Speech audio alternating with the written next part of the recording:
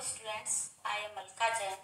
आज हम हिंदी व्याकरण के पाठ वाक्य के भेद पढ़ाने जा रहे हैं। वाक्य को दो आधार पे बांटा गया है, अर्थ के आधार पर और संरचना के आधार पे।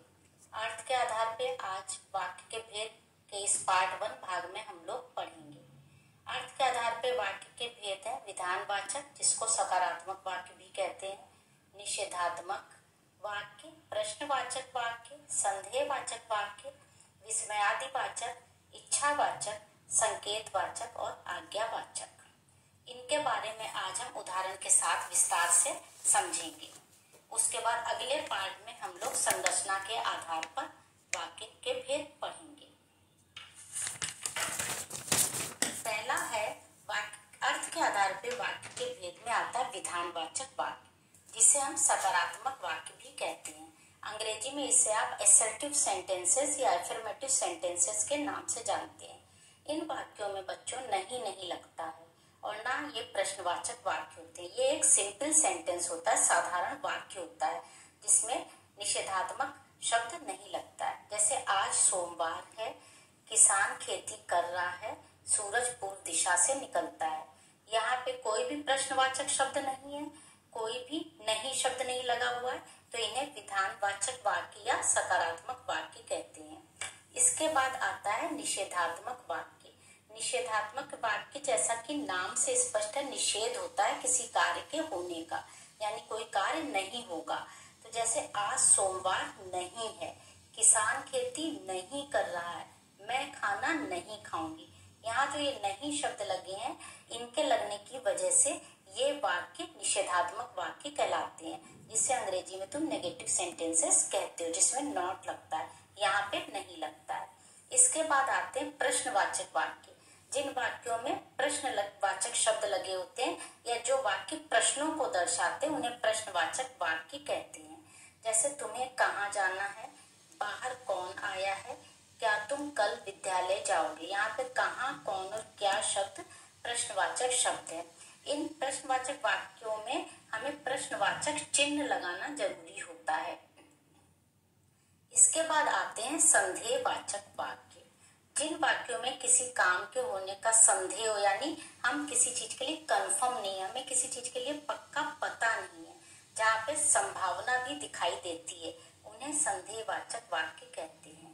जैसे शायद कल बारिश हो, हमें ये कंफर्म नहीं है, हमें ये पक्का पता नहीं कि कल बारिश होगी भी कि नहीं, तो यहाँ शायद शब्द का इस्तेमाल किया गया है। शायद कल बारिश हो, यानी शायद शब्द लगाने से हम पक्का नहीं कह रहे कि कल बारिश हो ही जाएगी। यहाँ पे है कि अंदाजा है कि कल हो भी सकता है बारिश हो, और ये भी हो सकता है कि बारिश ना हो। तो यहाँ जो शायद शब्द है, ये संदेह को व्यक्त कर रहा है कि कल बारिश होने में हमें कंफर्म नहीं, हमें संदेह है। ऐसे ही संभवतः आज बारिश हो, पॉसिबिलिटी है आज बारिश होने की, पक्का नहीं कि बारिश होगी कि नहीं। जब हम किसी चीज के लिए पक्का नहीं, ऐसे वाक्य होते हैं, तो उनको संदेहवाचक वाक्य कहते हैं। जैसे वह घर पहुंच गया होगा। अब यहाँ पे ना तो संभवतः शब्द लगा है, ना शायद शब्द लगा है। यहाँ पे हम अंदाजा लगा रहे हैं कि वह घर पहुंच गया होगा। जैसे कोई 7 बजे स्कूल से चला, तो हमने सोचा 8 बजे तक घर पहुंच गया होगा। हमें पता नहीं है कि वो पहुंचा है कि नहीं, हम केवल अंदाजा लगा रहे हैं, यानी केवल संभावना व्यक्त कर रहे हैं कि वो 8 बजे तक पहुंच गया होगा। ये जो संभावना व्यक्त करने वाला शब्द है, गया होगा, खाया होगा, सो गया होगा, तो इस तरह के शब्द जो आते हैं वो संदेहवाचक वाक्य को दर्शाते हैं। इसके बाद है जैसे हो सकता है वह कल आए। अब यहाँ पे ना संभवता लगा है, ना शायद लगा है, हो सकता है, यानी इस हो सकता है का मतलब है पॉसिबिलिटी व्यक्त कर रहा है, संभावना व्यक्त कर रहा है कि हो सकता है कि वह कल आ जाए। ये भी हो सकता है कि वह ना आए, यानी यहाँ पे संभावना की बात की जा रही है, पक्का नहीं पता है कि वो आएगा या नहीं। तो इस तरह के जो वाक्य होते हैं, जिनमें शायद, संभवता या किसी चीज का अंदाजा लगाया जाता है, उसे संदेहवाचक वाक्य कहते हैं। इसके बाद आते हैं विस्मयादि वाचक वाक्य, जिसे तुम अंग्रेजी में एक्सक्लेमेटरी सेंटेंस कहते हो। ऐसे वाक्यों में जैसे आश्चर्य व्यक्त किया जाता है, नफरत व्यक्त की जाती है, हर्ष खुशी व्यक्त की जाती है, शोक दुख व्यक्त किया जाता है। ऐसे कुछ शब्द होते हैं जिनसे ये चीजें व्यक्त होती है, भाव व्यक्त होते हैं। जैसे अगर हमने कहा अरे इतना मोटा हाथी, यानी अरे जो है आश्चर्य प्रकट कर रहा है, सरप्राइज हुए, बहुत ज्यादा मोटा। हाथी तो मोटा होता है लेकिन बहुत ही ज्यादा मोटा था तो आश्चर्य हुआ। तो ये अरे शब्द आश्चर्य को व्यक्त कर रहा है। ऐसी वाह तुमने तो कमाल कर दिया, यानी कोई किसी मैच में जीत गया या कोई बहुत ज्यादा नंबर ले आया तो हमने खुशी व्यक्त करने के लिए वाह शब्द का इस्तेमाल किया कि वाह तुमने तो कमाल कर दिया। तो ये भाव हर्ष के भाव को व्यक्त कर रहा है, तो इसे विस्मयादिबोधक वाक्य कहते हैं। ऐसे दुख को व्यक्त करने के लिए ओह यह क्या हुआ, तो ओह शब्द दुख को व्यक्त कर रहा है। तो यहाँ पे विस्मयादिबोधक जो वाक्य होते हैं उनमें इन भावों को प्रकट करने के लिए शब्दों का प्रयोग किया था, उनके साथ विस्मयादिबोधक चिन्ह लगता है। ये चिन्ह लगाना बहुत आवश्यक होता है, इसको तुम इंग्लिश में एक्सक्लेमेटरी साइन बोलते हो। इसके बाद आते हैं इच्छावाचक वाक्य। जिन वाक्यों में इच्छा व्यक्त की जाए, आशा व्यक्त की जाए, शुभकामना व्यक्त की जाए या आशीर्वाद का भाव हो उसे इच्छावाचक वाक्य कहते हैं। जैसे ईश्वर तुम्हें सफल करे, ये इच्छा की गई कि भगवान से कि तुम्हें वो सफल कर दे। फिर भगवान करे तुम प्रथम आओ, यहाँ भी आशा व्यक्त की जा रही, इच्छा व्यक्त की जा रही कि तुम फर्स्ट आ जाओ। आपको हार्दिक शुभकामनाएं, किसी को हम शुभकामनाएं देते हैं किसी के विवाह की वर्षगांठ पे, जन्मदिन पे, तो ये इच्छावाचक वाक्य में आते हैं। इसके बाद आते हैं संकेतवाचक वाक्य।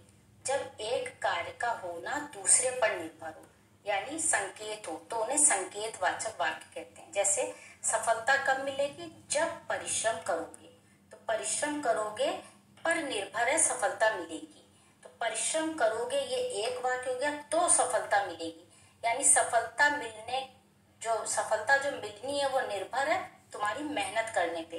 ऐसे यदि मौसम अच्छा रहा तो हम घूमने जाएंगे, अब मौसम अच्छा होगा तभी घूमने जाने, यानी घूमना किस पर निर्भर है, मौसम बढ़िया हो गया तो घूमने जाएंगे। फसल अच्छी कब होगी, जब वर्षा होगी। तो ये तीसरा सेंटेंस, जैसे वर्षा होती तो फसल अच्छी होती, यानी फसल अच्छी होना किस पर निर्भर है, वर्षा होने पर। तो इस तरह के जो किस वाक्य एक दूसरे पर निर्भर होता है उसे संकेतवाचक वाक्य कहते हैं। इसके बाद आते हैं आज्ञावाचक वाक्य। जिन वाक्यों द्वारा अनुमति या निर्देश दिए जाते हैं उन्हें आज्ञावाचक वाक्य कहते हैं। जैसे खड़े हो जाओ, आज्ञा दी, क्लास में जैसे टीचर कहता है खड़े हो जाओ, तो ये आज्ञा दी गई है।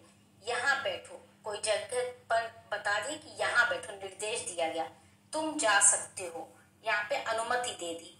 कृपया मेरी सहायता कीजिए, यहाँ प्रार्थना का भाव है। तो आज्ञा, निर्देश, अनुमति और प्रार्थना का भाव जहाँ होता है वहां पे आज्ञावाचक वाक्य होते हैं। ये सारे भेद थे वाक्य के अर्थ के आधार पे। अगले पार्ट में, पार्ट 2 में हम रचना के आधार पर, रचना या संरचना भी कहते हैं, उसके आधार पर वाक्य के भेद बताएंगे। तो आपको अच्छा लगा होगा, आप कमेंट में कमेंट लिख के कोई भी आपकी क्वेरी हो तो आप पूछ सकते हैं और सब्सक्राइब कर सकते हैं चैनल को। और इसी के साथ धन्यवाद।